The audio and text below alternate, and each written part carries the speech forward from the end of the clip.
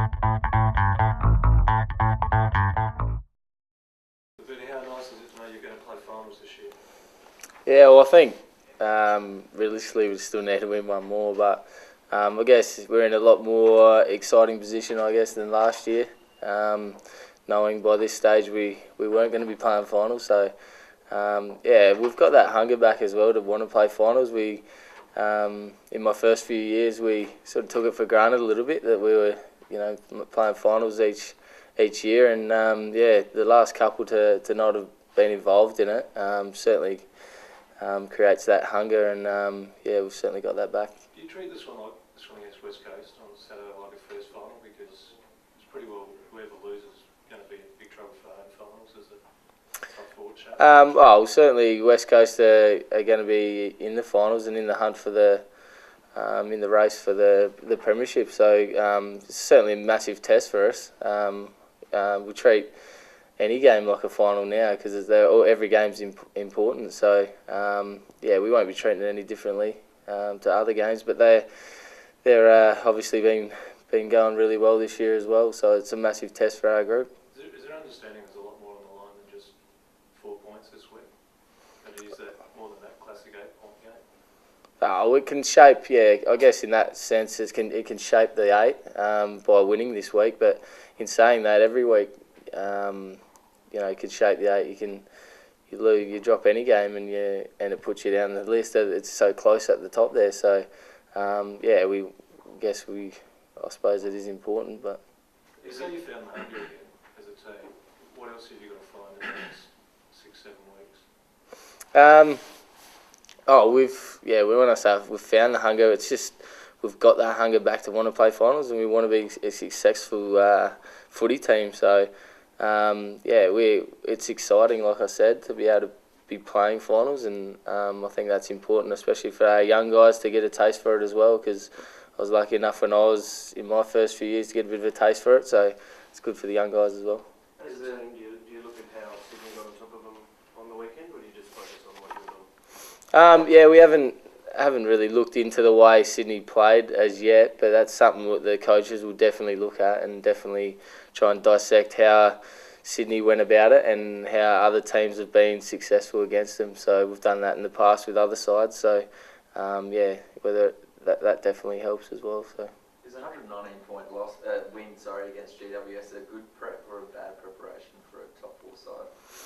I don't think it can be a bad preparation winning by 100 points, but you can only play who you play and who pops up in the draw. So we can't affect that. So all we can do is perform well against who we're playing. So obviously can't affect the draw. So even though you haven't seen the Sydney West Coast game, Nick Nat and Dean Cox were beaten by the Sydney Ruckman. Is that, you think, if Jacobs can get on top, it'll be a good start to winning? Yeah, it's a massive test this week again for Sauce. He's been doing his job week in, week out, and he's been, great for us. But this week's obviously, as you mentioned, a massive test with probably two of the best ruckmen, or certainly the best combination in the AFL. So as I said, I suppose the coaches will look at how they got on top in that area and see if we can do the same. But yeah, they're very important for the way they play. Bernie, to take Tom's question about 119 to another direction, the draw can help you, give you wins, but can it also hurt you if it's not a great lead up into September? If you get too many bottom 8 clubs or bottom 10 clubs now leading into the finals? As I said, you can't affect the draw, so we play who we play each week. If we played GWS, we win again, we'd take a win no matter what. So I don't think it matters who you play, as long as you're playing the things that we can control, and we need to do that well, and we did that pretty well on the weekend. Our structures and our game style and the way we wanted to play was there, and there's still areas we need to work on as well, which the coaches will go through. But I don't think there can be a bad lead into a finals campaign, no. Do you think your your best defence has a spot for Graham Johncock? Yeah, well, Stiffy's been thrown around in a few different roles this year, so certainly when Stiffy's up and firing and going well, he's definitely in our best side. So he's been back at Port Adelaide now for a few weeks and went pretty well on the weekend again. So and he was playing again across half back again. So hopefully, gets his opportunity because he's going to be important for us coming into finals. That's for sure. He's been around for a fair while now, over 200 games, and played in a lot of finals, a lot of big games, and he performs really well in those. So I'd be very surprised if he wasn't there coming into those games. Benny, you set up the foundation with your first 100 games. What do you want to do in the next? Yeah, I suppose it's something you don't really plan to do when you first get drafted. You just want to get the first one out of the way, and then they slowly add up, and all of a sudden you've played your 100. So I don't know. I still enjoy my footy and still loving it, and hopefully it keeps going the way it is. So I haven't put any limits on it or how far I can go, or haven't looked too far ahead. Do you think there's another level you can reach? We all classed you in that elite field, and do you think you're there, or what's left to get? Oh yeah, people can class me how they want. I guess they can put me in whatever field they want to put me in, but I'll just keep playing, keep enjoying my footy, keep playing the way that I enjoy it and the way that I have been. So I guess people can put me in whatever class they want. And he's challenging you to be better and better. Is it internally or externally for you? Certainly internally. Like I don't really listen to anything that happens outside of this footy club. So I'm working pretty close with all the coaches and just playing my role week in, week out. Been playing a little bit more across half forward this year, which has been another challenge, and enjoying the role and it's been enjoyable. Do you have any ambitions to get into the leadership group? We've got a emerging leaders group at the moment and enjoying that. So whether that takes me to the next step, I'm not sure, but certainly enjoying we're doing a lot of roles that the leadership group delegates to us. So yeah, it's been enjoyable. Has there been any part of your game you've been unhappy with this year? Put me on the spot a bit. I haven't really thought about it too much. Don't know. You got me there. You benefited from a close relationship with Goody when you were a younger player. Are there any blokes here that you take a special interest in?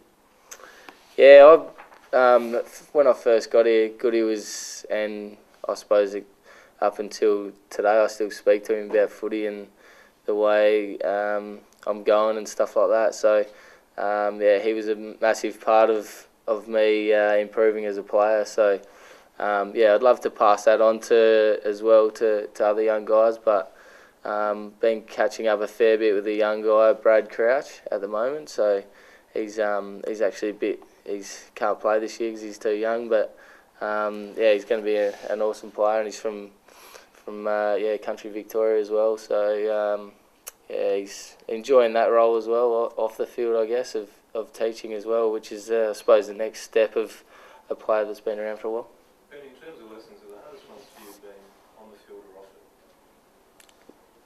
off it? Sorry? Lessons? The hardest lessons that you've had to deal with, have they been on the field or off it? I think it's probably both. There's been different issues. It's been well documented off the field, and but you get your challenges on the field as well. So it all comes as one package. Is this when the season starts to take a toll and little niggling injuries become a little bit more a factor when you get up for a game on the weekend? I guess so. I think guys like that, we manage through a bit. So guys that are feeling a little bit sore at the moment and struggling to get up each week will have lighter sessions. So this is probably a perfect time for guys that are, as you said, a little bit sore or got a few niggles to maybe have a bit of a lighter main session and lighter week building into, especially sort of short weeks like this week. I guess it is a time to manage people through better. Is there talk of resting players later in the year? Been no talk of that, no. It's all well and good to smash the Giants by 20 goals on the weekend, but do you get more psychologically, heading into a finals campaign out of perhaps beating the Eagles this weekend? Oh, certainly. To beat a side that's been top four all year, you get more out of that than beating a side down the bottom. But as I said, you just play who you play each week, and I guess it's a good league because we're probably going to come across them in the finals at some stage if we're if we get in there. So I guess it'll be a good game for us. How much of an advantage would it be if you didn't have to come across them in Perth? Oh yeah, we'd certainly rather play them here. That's for sure. But if we have to go over there, that's what we have to do. But yeah, would rather play them here. That's for sure. Do you talk about getting the edge? If you do have to make them in the finals, is there any talk of it'd be good to get one up on them now? There's been no talk about it, but I guess it's good to have one up on them, and as I said before, it's just good to beat them now because it shapes this game a fair bit. So there's some pretty big games this weekend, and results from the weekend is going to have a fair play on the final standing of the 8. So it's a real important game for us.